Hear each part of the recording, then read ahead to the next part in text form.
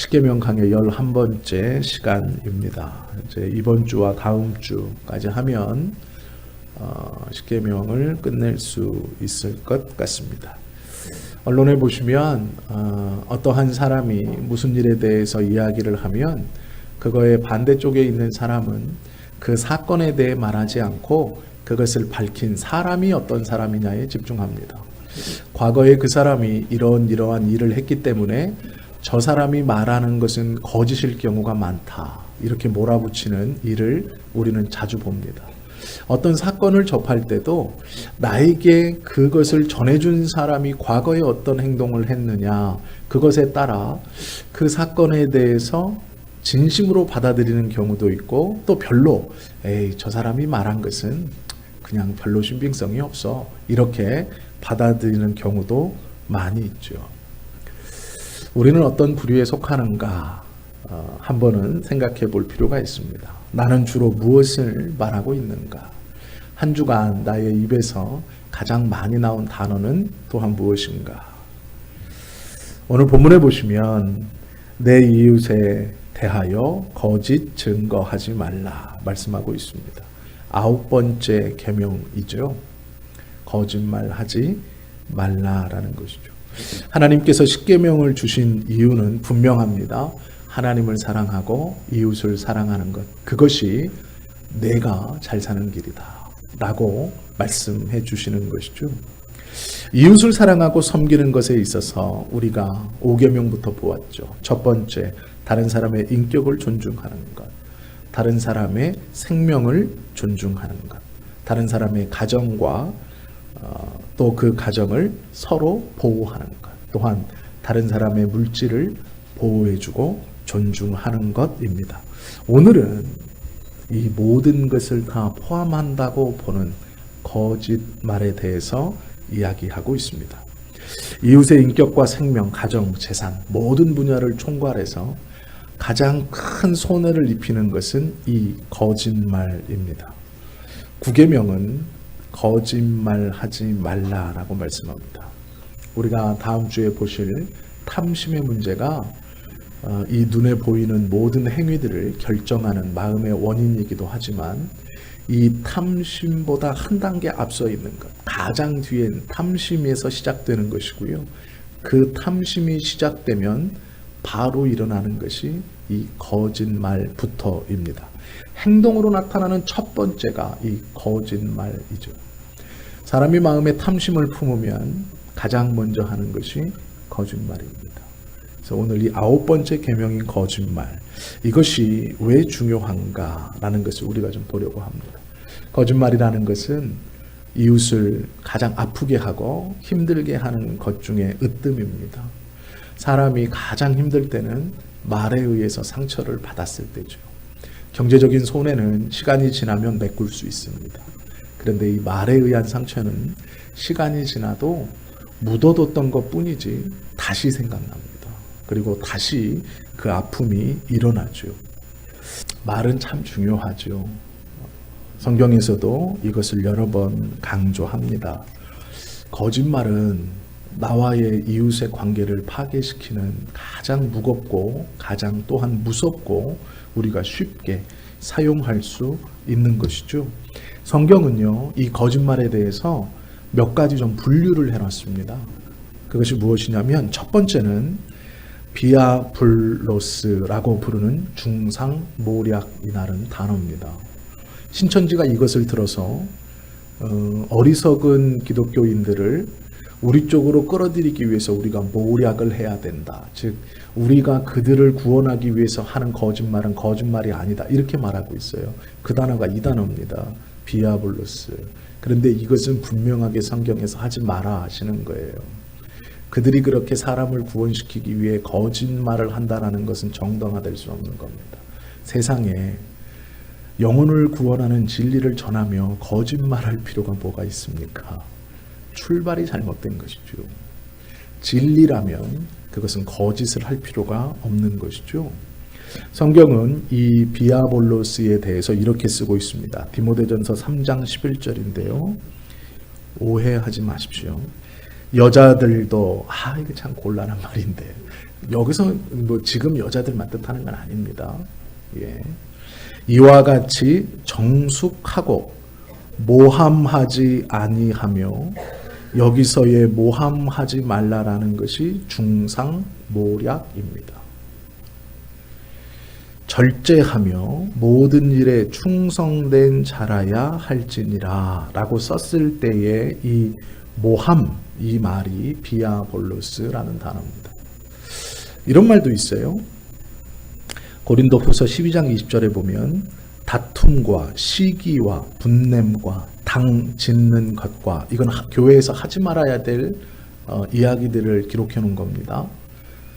다툼과 시기와 분냄과 당 짓는 것과, 이 뒤에 나오는 단어 비방과 수군거림과 거만함과 혼란이 있을까 두려워하고, 여기서 비방이라는 말은 플라스페미아라는 뜻인데요, 하나님과 사람을 모독한다라는 뜻입니다. 즉 하나님과 사람을 모독하는 것도 거짓말에 들어갑니다. 기도한다고 되겠어? 이거죠. 기도한다고 그게 되겠어? 이건 하나님을 모독하는 말입니다. 이것도 플라스페미아, 즉 거짓말이라고 하나님은 말씀합니다. 내가 나를 모독하느냐? 그것은 거짓이다 라고 이야기하는 것이죠. 카타랄리아라는 뜻도 있습니다. 개가 뒤에서 무는 것, 이런 뜻입니다. 개가 앞에서는 꼬리를 살랑살랑 치고요, 사람이 딱 돌아서면 뒤꿈치를 콱 무는 것, 이 상황을 카타랄리아라고 씁니다. 시편 12편 2절에 이 단어를 쓰고 있습니다. 그들이 이웃에게 각기 거짓을 말하며 아첨하는 입술과 두 마음으로 말하는도다. 여기서 쓰는 단어가 강아지가 뒤에서 무는 것, 카타랄리아라는 뜻입니다. 이것 또한 거짓말이라고 번역합니다. 앞에서는 웃고 악수하면서 뒤에서 험담하는 것, 위증하는 것, 중상모략, 거짓 소문을 퍼뜨리는 사람, 과장된 말, 허위 진술, 아첨, 험담, 얼버무림, 꼭 해야 되는 말을 하지 못하고 머뭇거림, 헐뜯는 일, 남의 뜻을 악용하는 것, 이 모든 것들을 다 거짓말이라고 성경은 말씀합니다. 거짓말이 참 종류가 많죠. 이게 분명히 해야 되는 말인데 상대방의 입장을 생각해서 내가 하지 않는 것, 그것도 거짓말이다, 성경은 말하고 있어요. 또한 좋은 게 좋은 거지, 앞에서는 얘기 안 하고 뒤에서 다른 이에게 제3자를 헐뜯고 비방하는 것, 그것 또한 거짓말이다.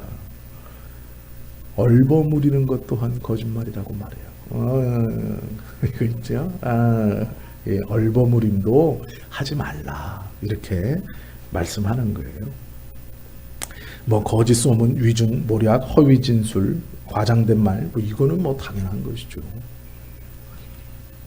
거짓말하는 이유가 성경에는 이렇게 기록되어 있어요. 요한복음 8장 44절에 보면 너희는 너희 아비 마귀에게서 났으니, 거짓말하는 사람의 아버지가 마귀래요. 너희는 너희 아비 마귀에게서 났으니, 그래서 거짓말을 한답니다.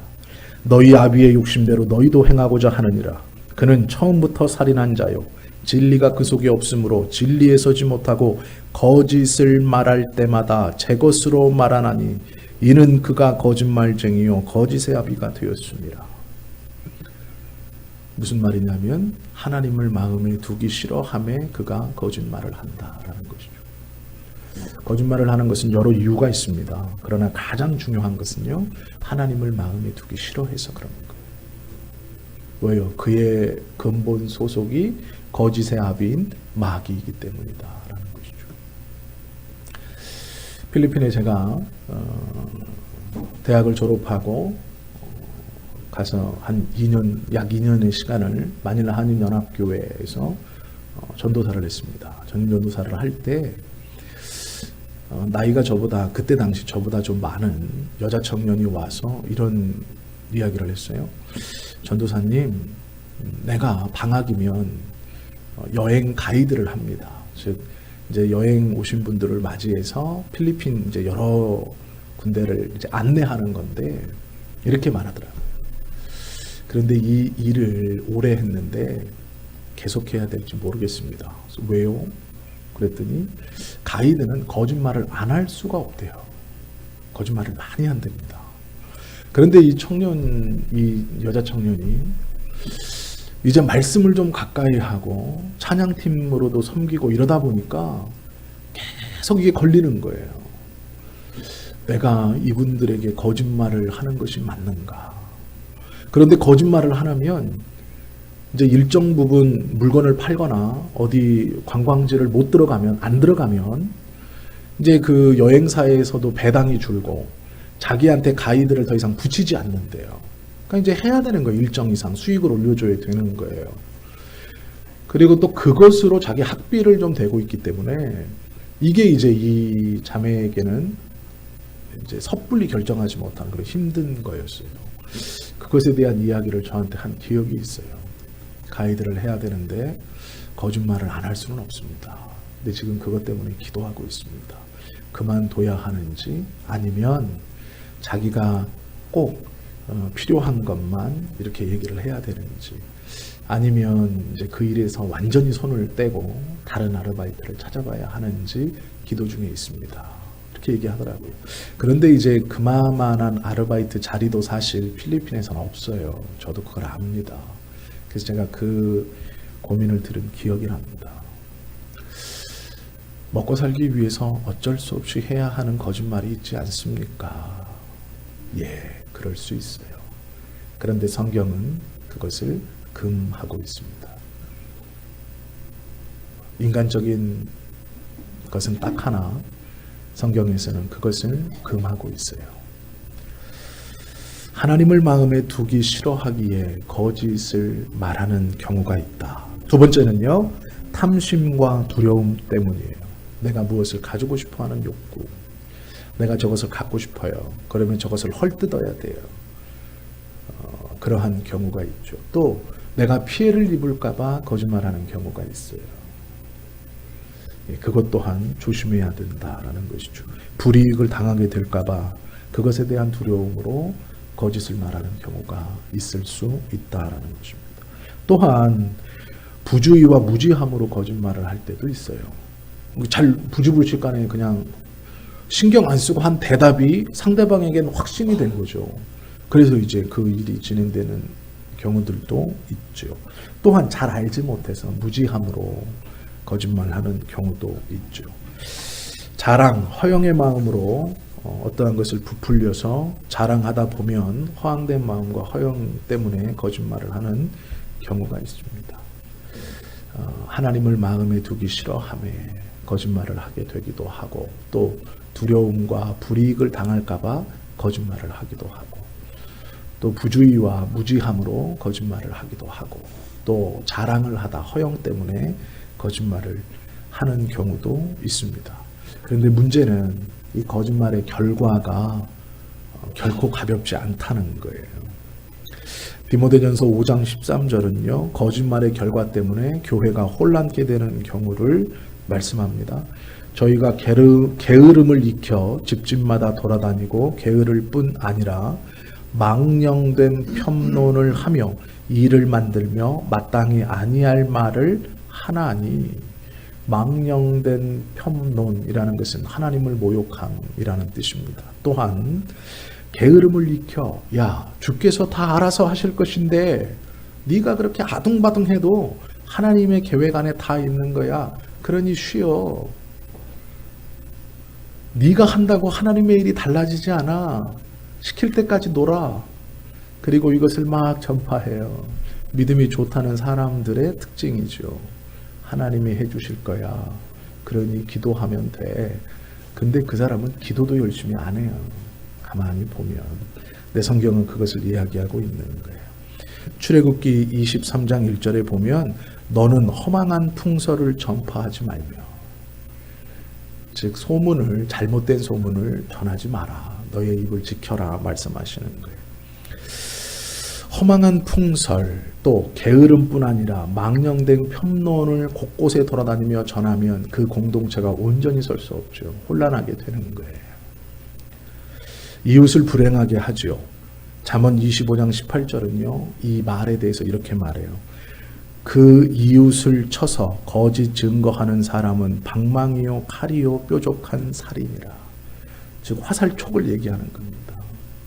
이웃에 대해서 거짓 증거하는 사람은 몽둥이고 칼이고 뾰족한 살이 돼요. 고통스럽게 한다라는 이야기죠.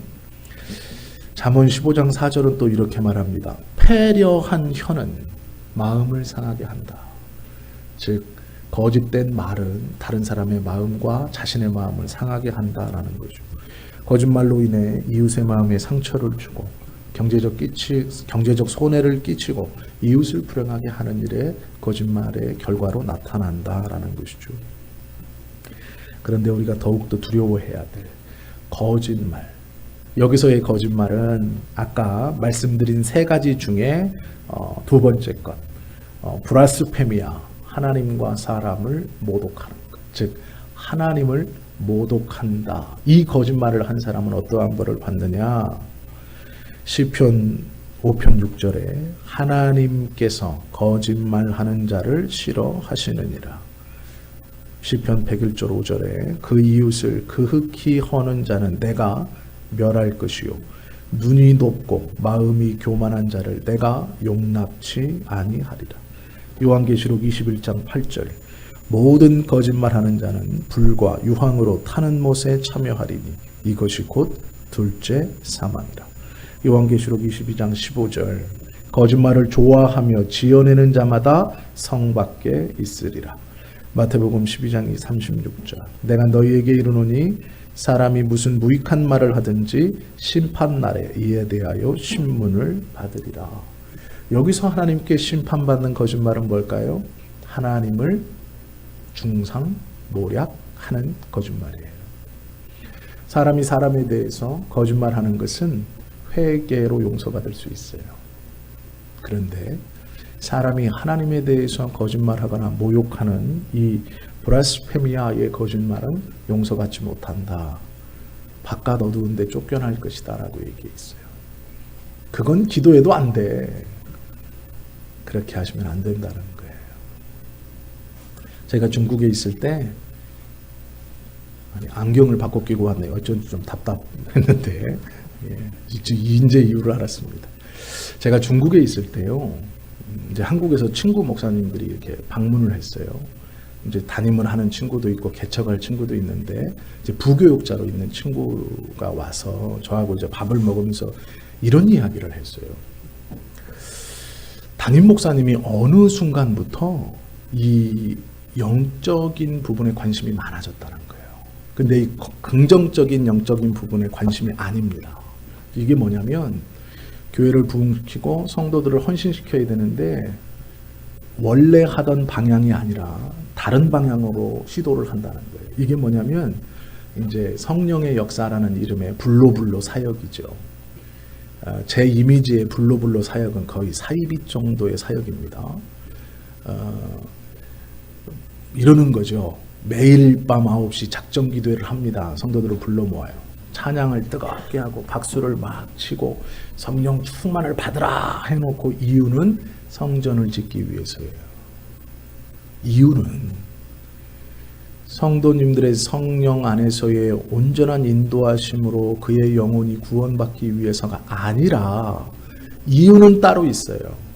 그렇게 해서 방방 띄워놓고 뭐 하는 거예요? 성전 지을 거니까 헌금해라 해요. 근데 이 부교육자가 보기에 목사님의 방향이 바뀌었다는 거예요. 그전에는 성경 공부를 하고 말씀 안에서 어떻게 됐든 하려고 해봤다가 이렇게 바꾸신다는 거 이상하다라고 얘기해요. 그래서 그거를 얘기하지 않았냐 얘기해봤대요. 목사님 이렇게 하는 것이 맞나요? 그랬더니 이 목사님이 놀라운 얘기를 했대요. 뭐라 그랬냐면 사람은 말이야 말씀 가지고 변하지 않아. 이해되세요? 제가 그 얘기를 들었는데 한 대 맞았어요. 야, 사람은 말이야 말씀 가지고 변하지 않아. 그럼 뭐 가지고 변해요? 도대체 뭐가 불로 가지고 변하는구나. 제가 그 얘기를 듣고 진짜 근데 그게 나와라. 있을 필요가 없다. 세상에 목사님이 말씀 가지고 성도는 변하지 않는다. 이게 말입니까? 이건 하나님을 모욕하는 거예요. 말씀을 가지고 사람이 변하지 않는. 그럼 뭘 가지고 변해요? 그 찬송하는 거요? 찬송이 사람 변화라고 하는 겁니까? 하나님께 영광 돌리라고 하는 거예요. 기도 갖고 사람이 변하나요? 아니요. 기도는 하나님의 음성을 잘 듣기 위해서 하는 거예요. 헌금하는 것 갖고 사람이 변했어요? 아니요. 헌금은 하나님의 것을 하나님의 것으로 마땅히 돌려드리는 거예요. 사람이 변할 수 있는 건 하나밖에 없어요. 말씀입니다. 유일하게 모든 걸 다 올려드리지만 말씀만 내려오는 거예요. 그런데 그 말씀 가지고 사람이 안 변한다니요. 그럼 뭘 갖고 변화시켜요? 주사 놔야죠. 뭐 어디 가서 이상한 주사 사와갖고 주사 놔야죠. 헤헤거리게 만들어야죠. 그게 성령 충만이라고 말하는 사람들이 원하는 거 아닙니까? 반쯤 떠가지고 목사가 무슨 말하면 아이고 얘 뭐 집 팔아서 갔다 오고. 저희도 그래야 되나요? 이게요, 하나님을 모욕한다는 것은 오늘 성경에서 분명히 말씀하지만 용납하지 않는데요. 거짓말 중에 가장 무서운 것은 하나님을 모욕하는 겁니다. 우리도 모르게 기도해도 안 돼. 내가 기도해 봤는데 하나님 아니. 우리 남편은 하나님도 못 꺾어. 세상에. 너도 꺾었다. 제가 그 말을 해드리고 싶네요. 너도 꺾어서 변화시켜서 지금 집사 만들었어. 네 남편 너하고 되면 100분의 1도 안 돼. 이게 하나님이 하시고 싶은 말씀이지 않을까 짐작을 해봅니다. 제가 그리고 이 말할 때 아무하고도 눈을 안 마주쳤어요. 오해하시면 안 됩니다. 오해하시면 안 돼요.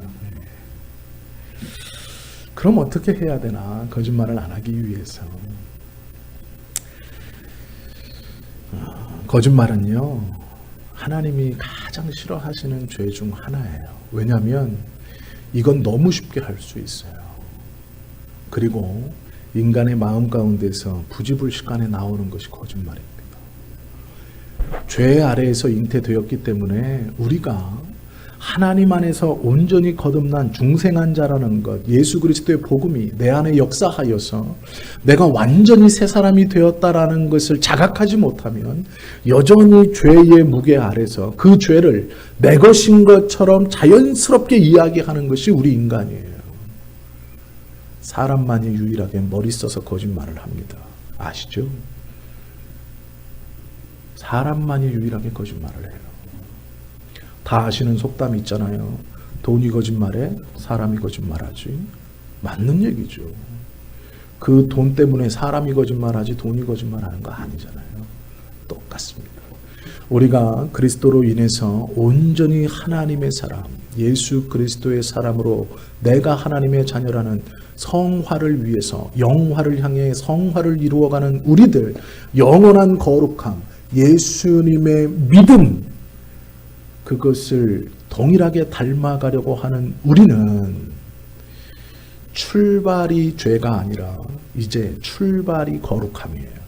그러기에 이 죄에서, 이 거짓에서 자유로워졌다고요. 그것을 자각하지 못하면 계속 거짓말하게 돼 있어요. 자연스럽게.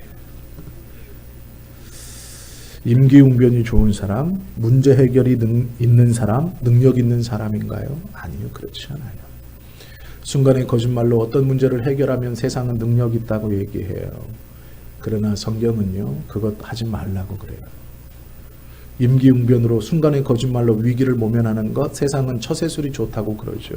성경은 그것 하지 말라 말씀하고 있어요. 하나님의 심판이 있고 결국은 망한다라는 것이죠. 거짓말을 하지 않는 가장 좋은 방법은 경건 생활에 힘쓰는 겁니다. 내 안에 잘못된 것을 내 몸 밖으로 내보내는 것은요, 그 잘못된 것을 주목하면서 나가라 하는 거 아니에요. 그러면서 배우는 겁니다. 저 사람 저게 나빠 하면서 배워요. 내 안에 이 잘못된 것을 몸 밖으로 내보내는 방법은 물 속에 오염물질이 있으면 깨끗한 물을 계속 부으면 돼요. 자연스럽게 나가게 되어 있습니다. 그것만을 쳐다보고 젓가락으로 건져내려고 그러면요, 그 더러움이 온 그릇에 다 묻어요. 잘 건져내지도 못하고. 깨끗한 물을 부으면 됩니다. 무슨 얘기냐면 내 안의 연약함을 인정하고 그것에 집중하지 말고 하나님과 더욱더 가까이 가는 거예요. 찬송하기에 힘쓰고 기도하기에 힘쓰고 예배하기에 힘쓰며 주의 말씀을 상고하고 묵상하고 배우기에 힘쓰면 어느샌가 내 안에 응어리처럼 자리 잡고 있던 이 거짓의 덩어리들이 어느샌가 나도 모르게 나와는 멀리 있는, 내가 능히 이기고도 남는 그러한 것이 되어 있다라는 것이죠. 깨끗한 물을 계속 부으면 흙탕물은 자연스럽게 빠지게 되어 있습니다. 우리가 조금 붓고 여전히 흙탕물이네 라고 포기해서 그래요. 하나님의 능력은 그 그릇을 뒤집어서라도 다 빼고 남음이 있어요. 우리가 그 체험과 은혜를 사모해야 합니다. 잠언 10장 20장 19절은 이렇게 우리에게 말해요. 두루다니며 한담하는 자는 남의 비밀을 누설하나니 입술을 벌린 자를 사귀지 말지니라. 레위기 19장 16절 너는 내 백성 중에서 돌아다니며 사람을 논단하지 말며 내 이웃을 대적하여 죽을 지경에 이르게 하지 말라. 나는 여호와니라. 입술로 범죄함이 얼마나 무서운 것인가, 그렇게 하지 말라라고 말씀하고 있죠. 디모데전서 6장 20절과 21절은 이렇게 말해요. 거짓되이 일컫는 지식에 망령되고 헌한 말과 변론을 피하라. 이것을 쫓는 사람들이 있어 믿음에서 벗어났느니라. 나쁜 말을 하다가 배운다는 거죠. 그것에 주목할 필요 없어요. 하나님의 말씀에 주목하세요. 거짓을 자꾸 얘기하면 내가 의지적으로 이것을 고쳐야지가 아니라 주의 말씀을 가까이 하여 거룩함을 가까이 하면 이 거짓됨은 자동적으로 나가게 되어 있습니다. 남의 말을 하다 보면 헛된 말을 하게 되어 있어요. 뭔가 하나 덧붙이게 되어 있습니다. 그러면서 허물을 쌓아가는 것이죠. 성도들이 모이면 다른 얘기하지 마세요. 좋은 것들만 이야기하세요.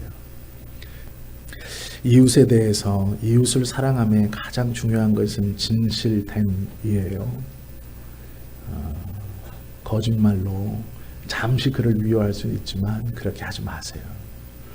그렇다고 마음에 후벼 파는 말이 진실이야. 나는 그 말을 할 의무가 있어. 아니요. 의무 없어요. 그 사람의 허물이 보인다면 함께 기도해 주세요. 하나님께서 나의 기도를 들어 바꾸어 주실 겁니다. 거짓말로 인해서 교회나 개인이나 가정이 혼란스러운 일이 참 많죠. 우리의 거짓된 말로 인해서 이웃들이 상처받지 않도록, 거짓이 왜 중요하냐면 너무 쉽게 너무 자주 아무렇지 않게 툭툭 내어베르며 사람의 이 생각과 영혼의 상처를 내는 것이 이 거짓말이에요. 이 거짓의 무서움은 우리가 다 아시잖아요. 이 거짓말이 어느 정도로 무서운 거냐면 사단을 보고 거짓의 압이라고 성경은 말해요. 우리가 너무나 쉽게 접할 수 있는 말, 툭 내어뱉는, 때로는 부주의해서, 때로는 무지해서, 때로는 허영과 자랑 가운데, 또 때로는 다른 사람의 편을 들어주는 선한 마음으로 툭 내어뱉는 그 거짓의 말의 아비가 사단이래요. 그만큼 우리와 가깝고 내가 함부로 휘두를 수 있는 좋지 않은 무기, 선한 말이 잘못되어 나가는 거짓말, 이것이 매우 위험하고 또 두려운 것이기에 9번째 계명에 하나님이 탁 떼어서 말씀하시는 거예요. 거짓말하지 말아라. 하나님을 또한 모략함은, 하나님을 모함함은, 우리가 하나님에 대해서 너무 쉽게 부정적인 이야기를 입술로 내어뱉으면 내가 용서하지 않겠다 말씀하는 거예요. 이 거짓이라는 것은 매우 중요하죠. 그리고 또한 우리가 날카롭게 민감하게 경계해야 하는 것입니다. 성경은 무릇 지킬 만한 것보다 내 마음을 지키라 라고 말씀하세요. 우리의 마음을 지키는 것. 우리가 그냥 부주의에서 툭 내어뱉는 거짓말이 있지 않도록 항상 우리의 마음을 지켜야 하죠. 그리고 만약에 이웃에 대해서 그러한 것이 있다면 하나님 앞에 철저하게 회개하고 또한 그 이웃에게 사과하고 하나님을 폄하한 것이 있다면 주님 앞에 또한 그 하나님의 능력과 은혜에 대해서 가볍게 이야기하고 하나님의 이름을 들었지만 부정적으로 생각하는 것이 있다면 그것은 우리가 주님 앞에 하루빨리 회개해야 될 죄들입니다. 거룩을 가까이 하면 거짓을 멀리하게 되어 있습니다. 하나님을 가까이 하면 이 거짓을 멀리하게 되어 있어요. 거짓에 주목하는 것이 아니라 거룩에 주목함으로 하나님께서 원하시는 성결한 삶, 깨끗한 그릇으로 준비되어 쓰임받을 수 있는 저와 여러분 되시기를 예수님의 이름으로 축원합니다.